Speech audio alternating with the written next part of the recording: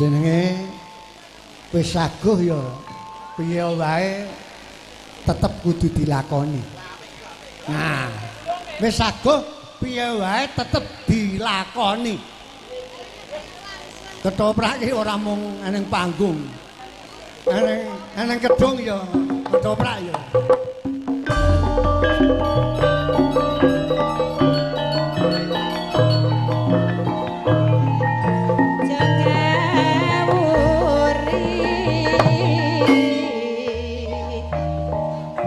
Para miyarsa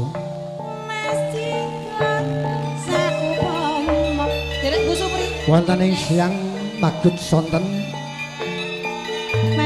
campur sari sekar langit katimbalan ngesanipun Bapak Sarju sekalian parentine pamundhut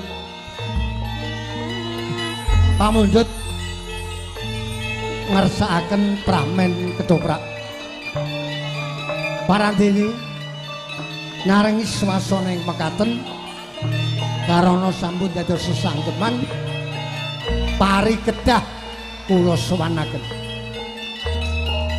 cariyos ingkang kula aturaken kula pethekaken cariyos ing Kaliurang Tlatah Ngayogyakarta mawi ira-irahan Randha Kuning Krida. Randha Kuning katindakaken Ibu Utami Galigajaya katindakaken Sirek Sular Hardiati katindakaken Sirek Niken Yapsari Sriayu katindakaken Sirek Jriteng Suryati kaya sing pakliran laju Srebeg Mataram.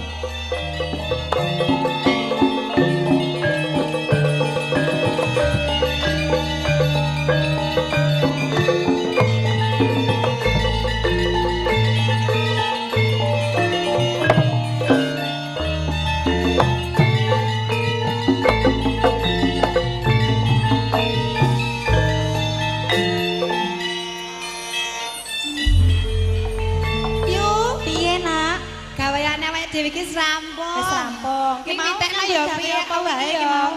Arep umbah-umbah rung sida Mas kodanan ngono iki lak ya. Ya nyambut gawe liyane. Nyambut gawe iki nek jenenge wong wedok ki gaweane pirang-pirang. Ora mung umbah yo nganggo nyapu, mesake simbok nek rangi-wangi lak ya mesake. Aku njuk tulung ya Njah yu. Piye napa? Gosekno jarekku ya. Ah, wong jarekku dhewe ya butuh sing ngene sing gocekke kok kon gocek jarek. Wis ngene wae ya malah resik ning tigo kecek kok. Lho, anu Bayu ya sia-sia.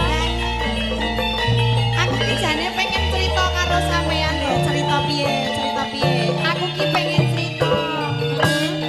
Aku ki jane karo bapak ki rada wedi lho yu. Wedi piye ta, Nak? Lah saben-saben angger aku turu to. Kemulku mbiyen mesti bapak ki benakake. Aku jane ngerti, ning aku reko-reko ora ngerti. Aku ki jane ya ngono kuwi. Aku ya pengen cerita karo kowe. Aku dhewe ki ya anu ngrasake duwe rasa wedi karo bapak. Senajan to bapakne dhewe ki ya nek awake dhewe iki wong wis gedhe, dadi nek benake kemul karo nganggo dielus-elus ngono kuwi rak ya rasane rada risih kepiye ngono to. Anggepane bapak ki mestine awake iki ya anake lak gemati. Ya jenenge kuwi saking tresnaku. Saking tresnaku karo kowe, bocah sakloron. Kimu krungu apa ora? Rene. Kowe nedeng turu. Kemulmu buka jarekmu lunga saka papan parandene aku sing benakake kowe iki keling ngono kelingan pripun cilikanmu kuwi iki sing gulawentah aku sing ngopeni aku lho kuwi rak jamane jek cilik to Pak nek Mbak saiki ki wis gedhe lho ya apa ya isen dadi duwe rasa risih piye ngono lho mula cilik tak openi kowe biyen nangis terus tak ring-ringi Lah terus kersane bapak piye adus ngadusi. Katokan tak katoki. Lajeng sakniki kersane jenengan Nangis kowe tak ambungi. Ning wektu kuwi kowe urung bisa ngrasakake. Ya jenenge wong cek cilik kok ya aja ngrasake Mumpung ya. kowe wis bisa ngrasakake kabeh. Iya. Kapan lemar males karo bapak? Lho. Leripun males pripun jenengan niku upami kula niku ngabekti kalian panjenengan upami panjenengan badhe dahar kula ladosi. Nah, Upami panjenengan badhe ajeng ngersake sirah. napa, Kula ngono. kumbahke sandangane. Lak nggih mekaten ujug bekti kula kalian panjenengan. Kowe mung piwales umum. Lho, lan jenengan kesel ya dipijeti. Ya. Jenengan arep ngersake Ya. ngunjuk susu ya Wis dilerke lho. Kowe ora nonton to. Kowe ora nonton slagane bapakmu kuwi dikarep piye? Mestine kowe kudu ngerteni. Nek bapak iki pancen brajak ya. Aja ngono kuwi to. Jane ya ndek karep apa wae dhewe ya ora. Serayu ngerti kok hati-hati. ya. Kowe ngerti ya? Kowe teko ana ing Kaliurang kuwi Nggih. sak nyatane aja srek atimu, aja ngresula hatimu. Kowe kuwi dudu anakku dhewe. Lho? Kok dudu anake dhewe piye ta? Kowe kuwi anake Ki Dalang Gandayatma ing Pakem. Ateges panjenengan nika bapak sambung Nah. kula. Waduh. Ayo piye to? Piye itu? Timas wingi iki jaman cilikan dicewoki ya manut wae lho kok ya. Mula saka Ya kuwi ora ngerti nek bapakne sambung kok. cilik tak golo-golo kowe dadi gedhe. Piye ya? Lah aku dhewe ya wedi kok kowe iki malah Rasane ngejok-ngejok atiku ilang perkara aku ngrumangsani duwe anak. Nanging aku kepengin bojo karo kowe. Panjenengan niku mbok nggih mboten tiru ngelmune mentok. Kula panjenengan niku menungsa kok panjenengan niku bapak kula. Kula nak meniku yo. anak panjenengan kok arep dibojo Kudune iki iki lak ya ya. ya jenengan iki kudune entuk, Bapak. Wewadi lan pepalang ora kena dirabi lamun kuwi anake dhewe. Nih, ora kena dirabi yen kuwi anake dhewe. Kuwi ora kena munggu ing agama, ora kena munggu ing negara. Ning jenengan ki pun cara dene pun ngulek-ulek kula kariyan adik kula niku kawet cilik lho, Pak. Kok ya tegel men lho. Kula Tak nganggep gula mentah tak openi nanging aku kepengin njaluk piwales. Aku kepengin njaluk piwales. piwales Ibumu kae pripun? melu ana ing pakuwon utawa ana ing kapanewon Nggih. kuwi nggawa kowe cah loro. Aku ladenono. Hartaning kanepsonku Yo. ora kena dipalangi meneh. Yuk, piye? Bapak ki lho yuk. Panjenengan iku sampun kula anggap wong tua kula dhewe. Napa panjenengan nggih tega kalian kula? Memanismu ango jiwa Senden ing kone Ardiati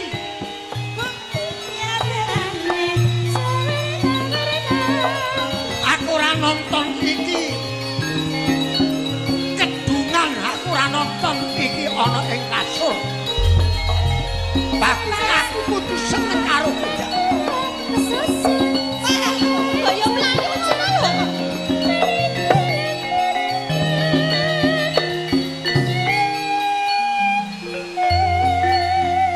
Pak, mbok yo eleng to, Pak. Pak menawi ngantos dimidhangetke tiyang sanes napa Lah ya ora panjenengan pantun to dimireng. Upama aku eling, aku ora tegel nyenengi kowe.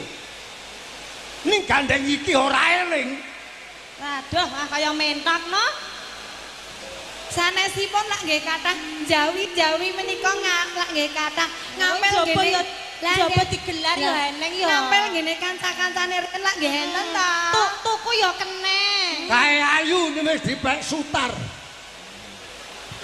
Aku rawani. Iya. Rerong apa kang Pak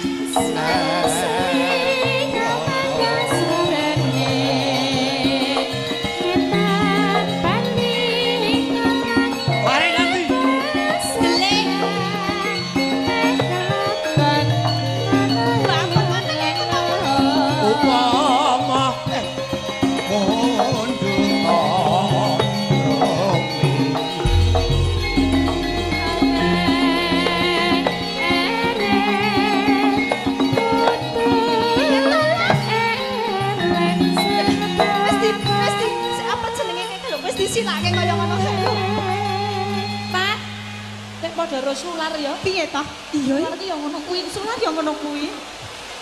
Pak, panjenengan mbah nggih hemot niki lho, niki ki anak-anak panjenengan kok.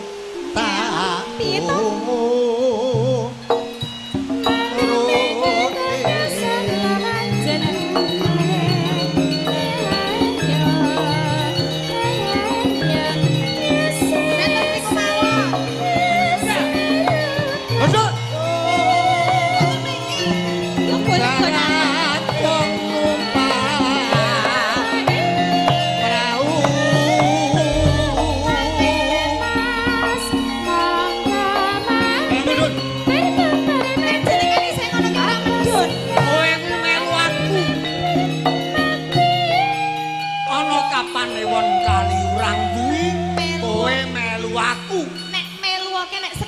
Bebayani rak ya wong minggir kok ya.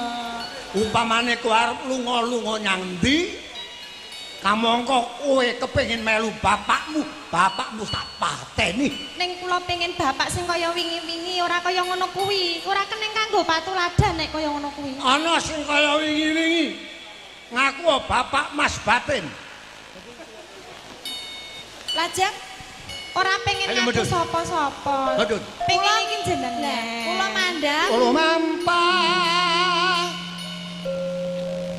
katon.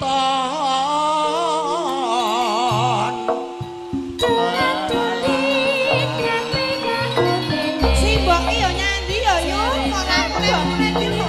Ora kudu pesan anak-anak lho.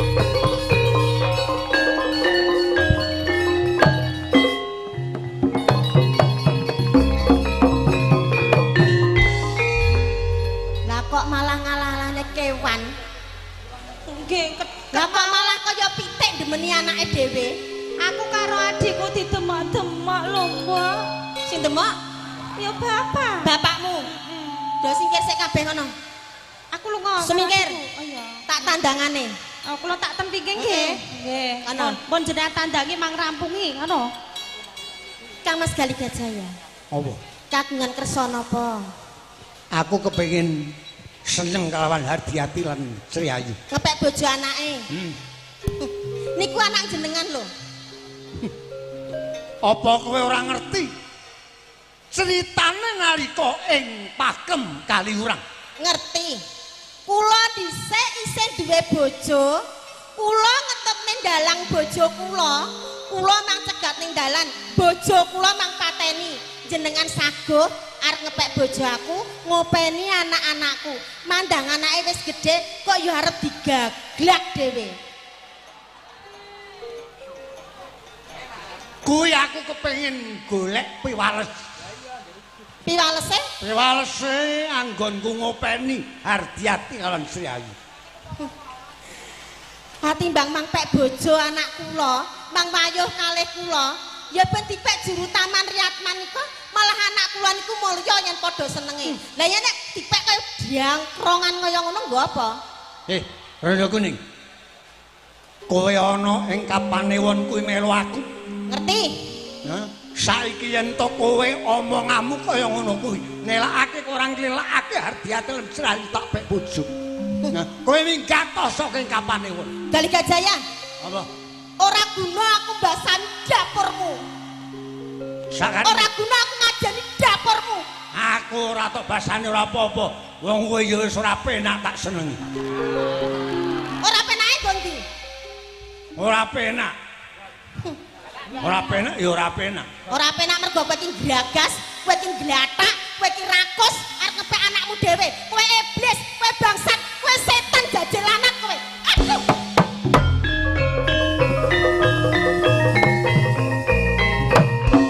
Dalika Jaya. Apa? Ya. Kowe wani jotos aku. Kowe wani nangani aku. Nanging aku bela anakku loro kabeh. Kayak pecah biasmu modiar papan kene. Nang kene sing ntake aku kok. Oh, tetoke sing mati aku apa kowe? Aku mati belani anakku. Yen kowe menang, ateges kowe bisa boyong anakku. Kerise copot. Mite copot, jute copot.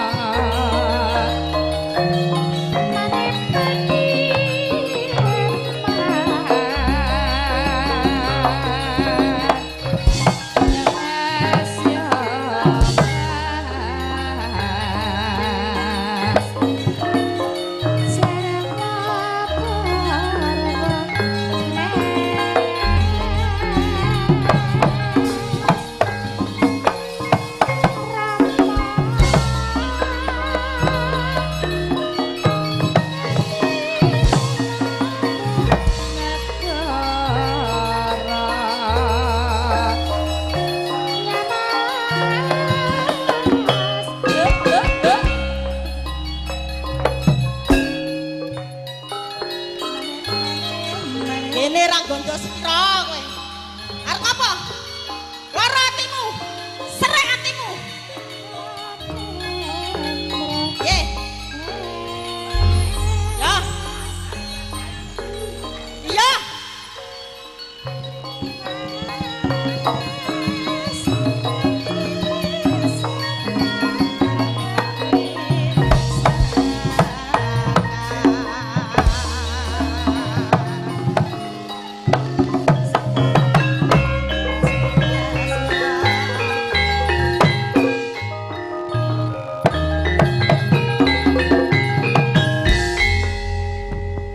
Piye? Kowe ngakoni kalah apa durung? Sri Ayu hati-hati. Rene, piye, Mbak? Rene. Iki sing gawe cilakamu, iki sing gawe wirangmu. Kowe arep mbok ajar, arep mbok ibyak-ibyak, arep mbok tekak. Oleh. Oleh. Ya. Aku ngarep aku. Anak era apa? Mas, kowe iki sing kendel. Mosok anu bapake ngono kok. Ngono kok nyah ngono tok. Ora piye? Wong tuwa ora kena nggo patuladan. Wong tuwa arep kurang ajar. Ben kapok. Sesuk meneh muga-muga ora tukul bapak sing kaya ngono kuwi. Bapake. Anakku mbok kapake. Anakku mbok kapake. Ya, aku ora aku. Apa? Dawete teles kok. Arek kan aku ra iso, malah blesek kowe. Maaf lho Ken, aku nek ngene iki aku ra melu-melu lho Ken. Iya, iki tekan jero-jero ngene lho, Mas aku. Teles kabeh. Mas aku iki bulung iki bojomu iki lho. Lah ngopo? Wong aku ngenehi kebeneran kok Arep digulung-gulungke. Heran karo belahe rekosone reremu. Ye. Bu Supri nyuwun kapelasan panjenengan Bu sapa?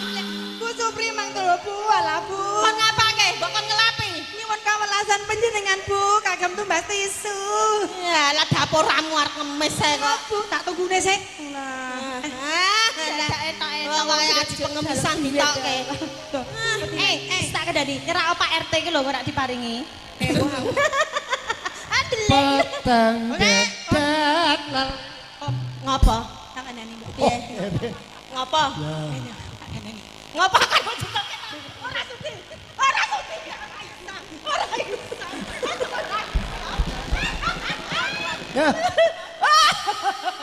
Ora sudi. Peteng dedet lelirangan. Gugah ati kang kebakat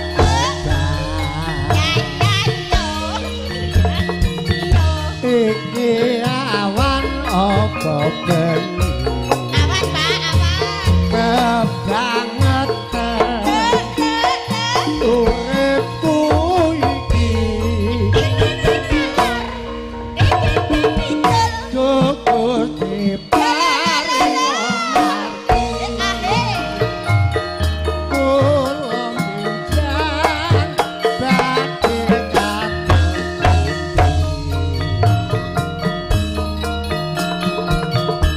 Bapak Ibu Bapak Ibu ambon boten wonten